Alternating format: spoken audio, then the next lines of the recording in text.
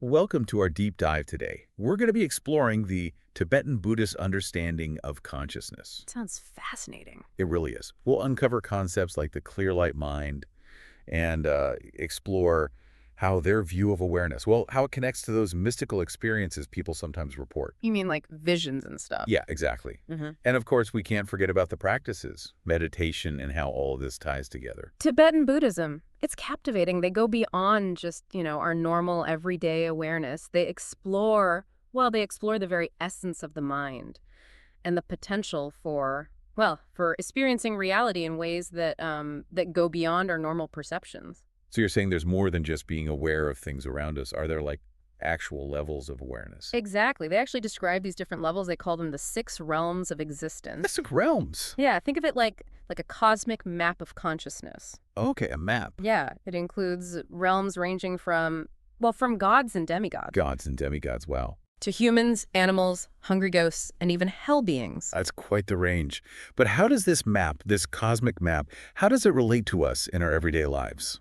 Well, the key is that these realms, they aren't fixed destinations. They represent states of being, and we can move through them based on our actions and our state of mind. So it's kind of like a cosmic game. Our choices determine our path. That is a dynamic system, you Yeah. know. Every choice, it has an impact on our experience of reality, both in this life and in future rebirths. That's a powerful concept. It is. Recognizing this, it helps us understand that we have potential.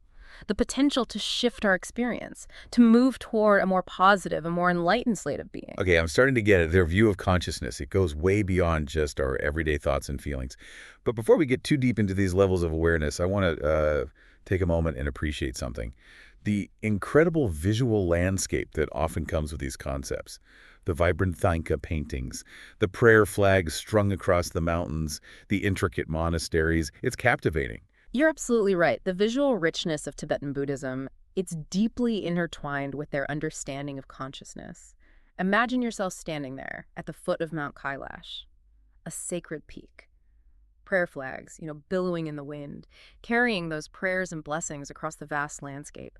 All of these visual elements, they offer a glimpse into the depth and the beauty of their spiritual tradition. It's like those visuals, they provide a tangible connection to these intangible concepts, making them more accessible. Precisely. And within this rich tapestry of Tibetan Buddhism, there's one concept that really stands out, the clear light mind. Yeah, that's something I'm curious about. What exactly is this clear light mind, and why is it so important in their understanding of consciousness? Well, the clear light mind, it's considered the purest form of awareness, the fundamental ground of being, unclouded by distractions, the limitations of our everyday thoughts and emotions and perceptions. So it's like a state of pure potential, a source of clarity and wisdom that exists within each of us.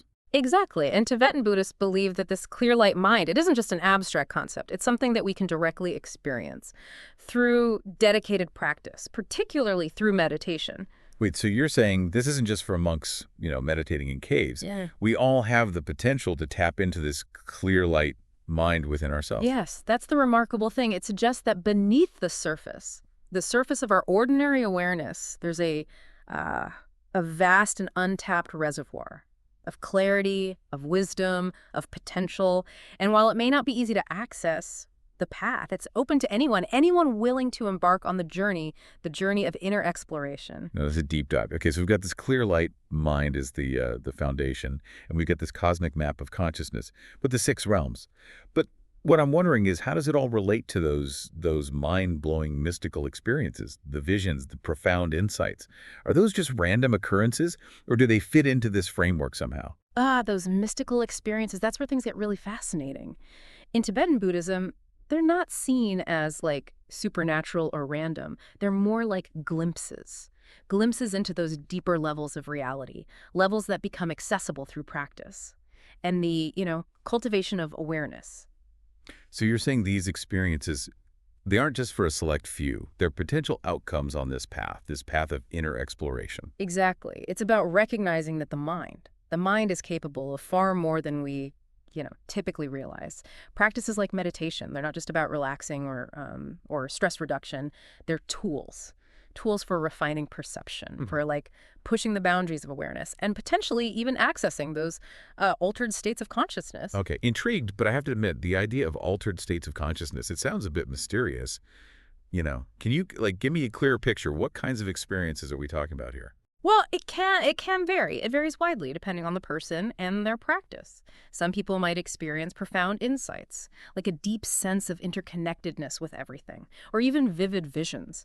Others might describe perceiving reality, well, in a fundamentally different way, transcending those usual boundaries of space and time. Transiting space and time. That sounds like something out of a science fiction movie. It definitely pushes the limits of our ordinary understanding. But these types of experiences, they're well documented within the tradition, the Tibetan Buddhist tradition, and they're seen as evidence of the mind's vast potential that's often, untapped. They point towards a reality that extends beyond our everyday perceptions. So how do they explain these extraordinary abilities? Is it like unlocking some hidden psychic power within us? It's not about developing powers, not in the sense of, gaining abilities that defy nature. It's more about refining our perception, peeling away those layers, the layers of mental clutter and conditioning that cloud our awareness.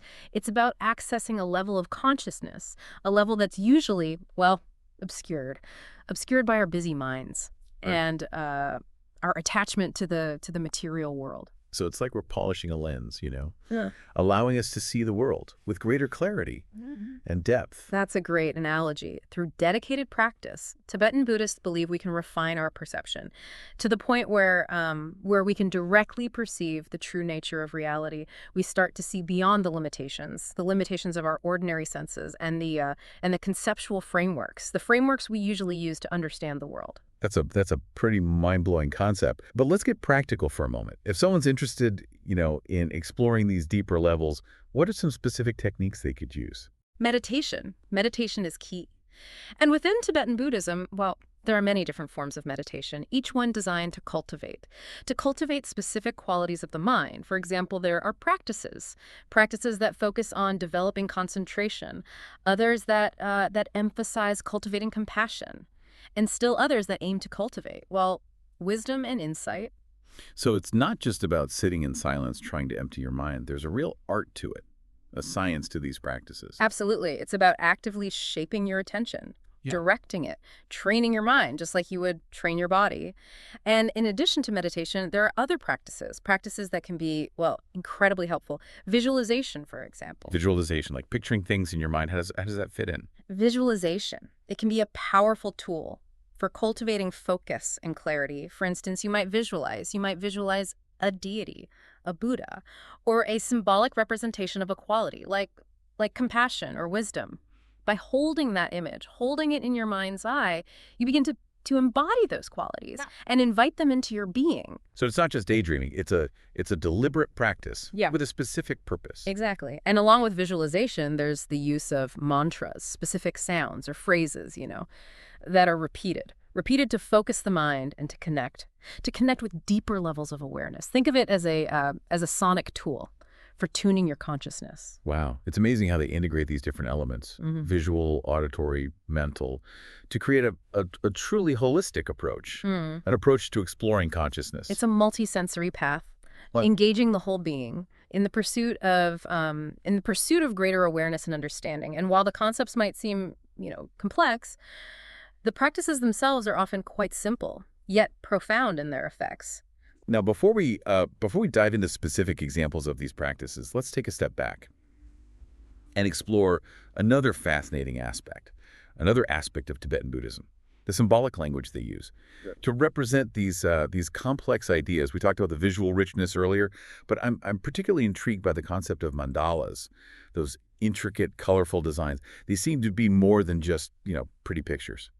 You're right. Mandalas, they're much more than decorations. They're symbolic representations of the universe and the enlightened mind, often used as focal points for meditation. Imagine yourself gazing upon a mandala with its intricate patterns and vibrant colors. Each detail, it holds a specific meaning, representing different aspects of reality and the path to enlightenment. So by contemplating a mandala, are you essentially aligning your mind with a higher order, like a cosmic blueprint. That's a wonderful way to put it. The process of visualizing and contemplating a mandala.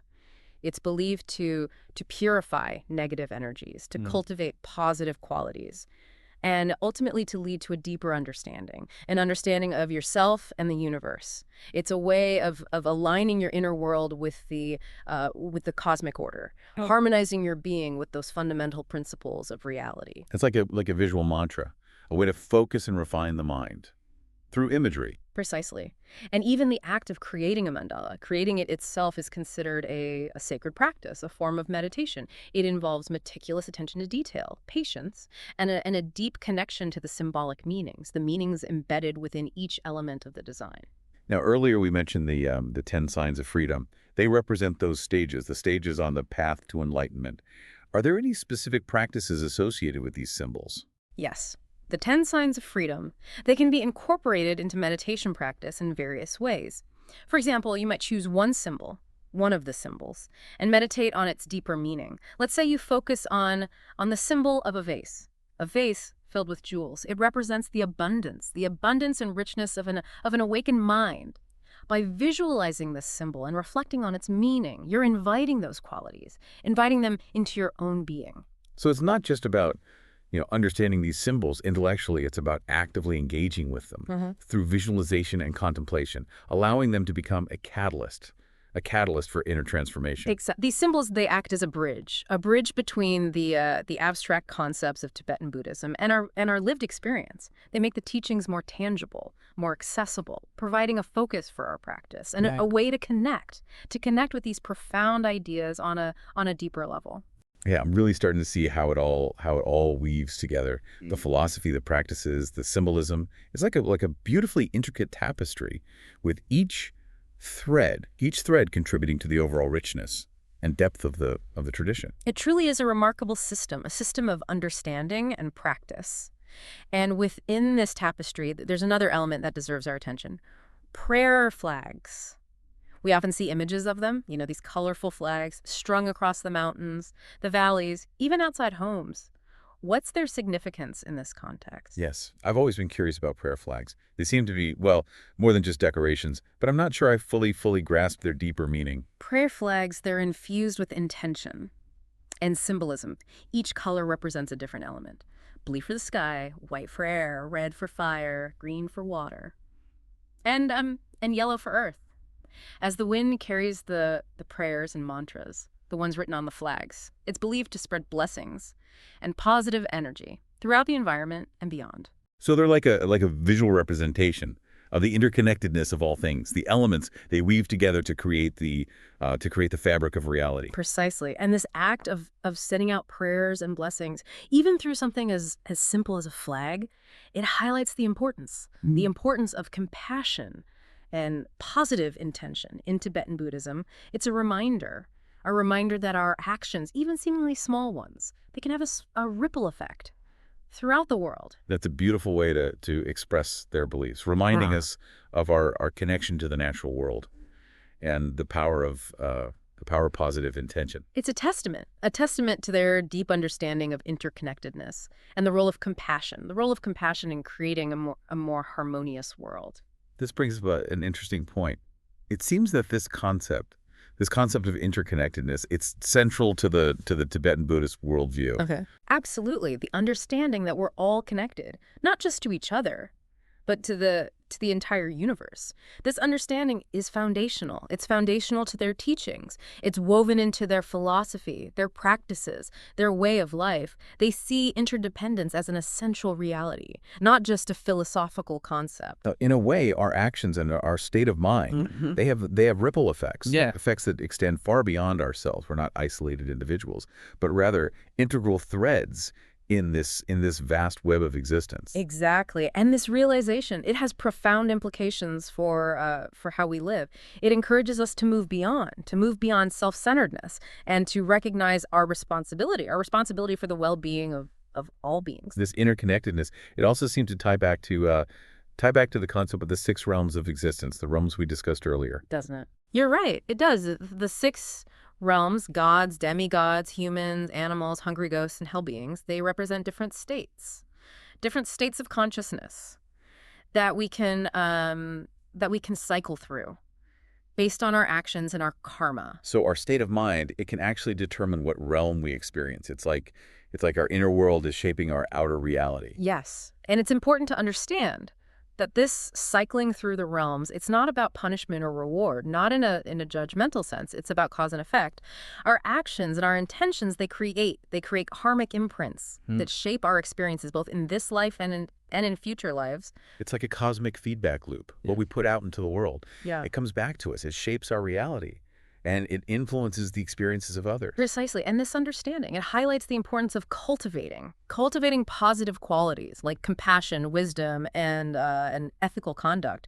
It's about recognizing that our actions have consequences, not just for ourselves, but for the entire web of life. So it's not just about seeking, personal enlightenment or escaping from suffering. It's about recognizing our interconnectedness and acting in a way that benefits all beings. Exactly. Tibetan Buddhism emphasizes the bodhisattva ideal, the aspiration to achieve enlightenment, not just for oneself, but for the benefit of all beings. It's a path of selfless service and boundless compassion. That's a truly inspiring ideal. It suggests that true enlightenment involves a profound sense of responsibility for the well-being of others, a deep understanding of our interconnectedness. And it highlights the importance of compassion as a guiding principle in our lives.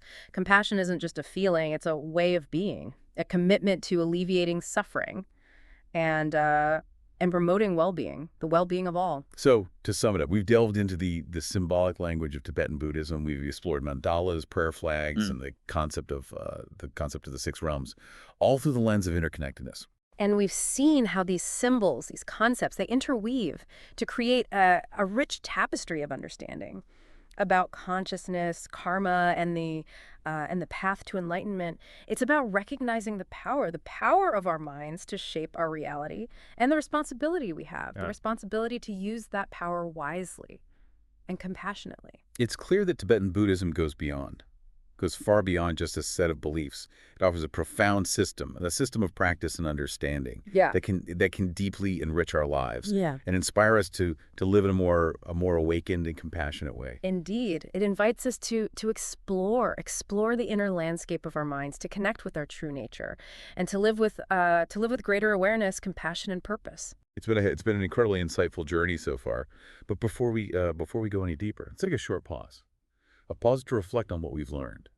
When we return, we'll explore how these concepts and practices, they relate to those mystical experiences and altered states of consciousness, and how they can lead to a deeper understanding of ourselves and the universe. Stay tuned. There's much more to discover in this fascinating exploration of Tibetan Buddhism and the nature of consciousness. Welcome back to our deep dive into the Tibetan Buddhist understanding of consciousness. We've been on quite a journey, exploring everything from the clear light mind to the symbolism of mandalas and those prayer flags. Now, I'm really eager to delve into something. Those mind-bending mystical experiences, the ones we touched on earlier.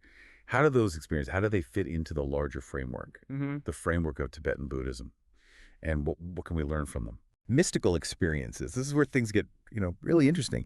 In Tibetan Buddhism, they're not seen as just anomalies, or random occurrences, but rather they're seen as glimpses into the true nature of reality, made accessible through practice and the refinement of consciousness. So these experiences, they're not just for mystics or spiritual masters. They're a potential outcome for anyone willing to embark on this path of inner exploration. Precisely. Tibetan Buddhism, it emphasizes that the capacity for these experiences, it lies dormant. It lies dormant within each of us, waiting to be awakened. It's about recognizing that our ordinary awareness, our everyday awareness, it's just the tip of the iceberg, and there are vast realms of consciousness waiting to be explored. That's a pretty exciting thought, but also a bit daunting. Can you give me a clearer picture? What kinds of mystical experiences are we talking about here? Imagine experiencing a sense of interconnectedness, a profound sense with all things, a feeling of oneness with the universe that dissolves the boundaries between between self and other. Or maybe envision having visions that reveal hidden truths or offer glimpses into different dimensions of reality. Some people describe experiencing a deep peace, an unshakable peace and bliss, while others report perceiving reality in a fundamentally different way, transcending those limitations of time and space. Wow. Those experiences, they sound both incredible and a bit hard to wrap my head around. How does Tibetan Buddhism explain these seemingly extraordinary abilities? It's not about developing supernatural powers, not in the sense of defying the laws of nature. It's more about refining our perception, cultivating a level of awareness, a level that's usually obscured. Yeah. Obscured by the constant chatter, the chatter of our minds and our attachment to the external world. Think of it like removing a veil that's been it's been obscuring our true vision, allowing us to perceive reality with greater clarity and depth. So it's like we're all walking around with these incredible lenses, but most of us, we haven't figured out how to focus them properly. That's a great analogy. Through dedicated practice, Tibetan Buddhists believe we can refine our perception to the point where we can directly perceive the true nature of reality, free from the distortions of our usual way of seeing, our conditioned way of seeing. We begin to see beyond the limitations of our senses and the conceptual frameworks, we typically use to understand the world. That's a pretty mind-blowing concept. Yeah. But I have to ask, how do they actually achieve this? What are some of the specific techniques and practices they use to access these altered states of consciousness? Meditation is at the heart of it all. And within Tibetan Buddhism, there's a rich tapestry of meditation practices. Each one designed to cultivate specific qualities of the mind, and to unlock different levels of awareness. Can you give us a few examples? I'm curious to know how these practices actually work. One common practice is visualization, which we touched on earlier. It involves holding a specific image in your mind's eye, such as a deity, a Buddha, or a symbolic representation, of a quality like compassion or wisdom. By focusing your attention, focusing it on this image and contemplating its meaning, you begin to embody those qualities and invite them into your being. So it's not just daydreaming. It's a deliberate practice, a focused practice, aimed at cultivating specific qualities of the mind. Exactly. And along with visualization, there's the use of mantras, which are specific sounds or phrases that are repeated to focus the mind and to connect with the deeper levels of awareness. Think of it as a sonic tool, a tool for tuning your consciousness, creating vibrations that resonate with those deeper levels of being. It's fascinating how they integrate these different elements, visual, auditory, mental, to create a truly holistic approach, an approach to exploring consciousness. But I have to admit, all of this sounds like it requires a lot of dedication and discipline. Is it something that anyone can do, or is it primarily for monks living in those secluded monasteries?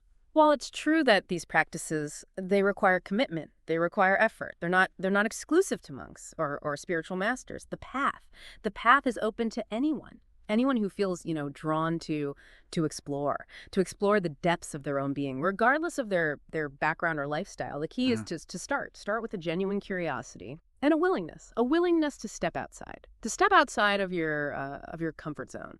So it's not about escaping from the world, but rather about bringing this deeper awareness, bringing it into our everyday lives. Precisely. The ultimate goal. It's not to achieve some mystical state, a state that's separate from reality, but to integrate these insights and experiences into our daily lives, to live with greater awareness, greater compassion, and purpose. That's a powerful message. Yeah. It suggests that the potential for transformation, it isn't something out there, but rather something that lies within each of us. Exactly. Tibetan Buddhism, it invites us to become explorers of our own consciousness, to uncover the hidden treasures, treasures that lie within. And in doing so, we not only enrich our own lives, But we also contribute to the well-being of all beings.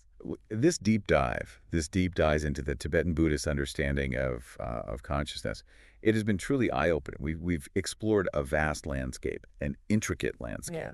from the concept of the clear light mind to the symbolism of mandalas and prayer flags, and the transformative potential, the potential of those mystical experiences. It's been a privilege to share this journey with you, and I encourage you to continue exploring, to dive deeper, Yeah. deeper into those aspects that resonate with you, and to discover for yourself the transformative power, the power of these ancient teachings. Thank you. Thank you for guiding us Yeah. through this fascinating exploration. As we wrap up this episode, I'd like to leave our listener with a final thought. You imagine for a moment stepping outside the boundaries of your ordinary perception. Imagine experiencing the world with a sense of clarity, with a sense of interconnectedness and wonder. The wonder that we've been exploring today. What new possibilities might open up? What might you discover? What might you discover about yourself and about the nature of reality? These are questions worth pondering as you continue your own unique journey, your journey of discovery.